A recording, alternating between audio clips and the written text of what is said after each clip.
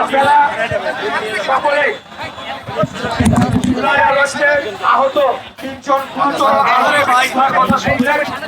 আমাদের সাথে অ্যাম্বুলেন্সে 12 জন আহত যোদ্ধা রয়েছে। এর বাইরে হাজার হাজার আহত যোদ্ধারা রয়েছে। তাদের অনেকের সাথেই আমরা বিভিন্ন সময় গিয়ে কথা বলেছি, বিভিন্ন সময় আমাদের নেতার নির্দেশে গিয়ে আমরা সাক্ষাৎ করেছি। কিন্তু তাদের যে জুলাই আগস্ট যে ফাউন্ডেশন, সেটার যে দায়িত্ব ছিল, সেই দায়িত্ব কিন্তু তারা সঠিকভাবে পালন করতে পারে নাই বলেই যারা আহত তারাই আমাদেরকে জানিয়েছে তারা কিছু করতে পারে নাই। কিন্তু এখন তারা ক্ষমতার মস্তদে বসে সংস্কার করে ফেলবে, এই করে ফেলবে, সেই করে ফেলবে। প্রথম কাজটি তো ছিল যারা এই জুলাই আগস্টে আহত যোদ্ধা তাদের পুনর্বাসন করা। যাই হোক, আর এখানে বক্তব্য কিছু নাই।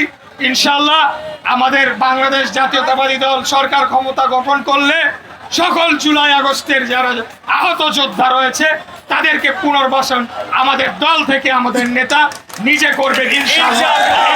বিশ্বাস করে বলতে পারি। সবাই ভালো থাকবেন। আসসালামু আলাইকুম।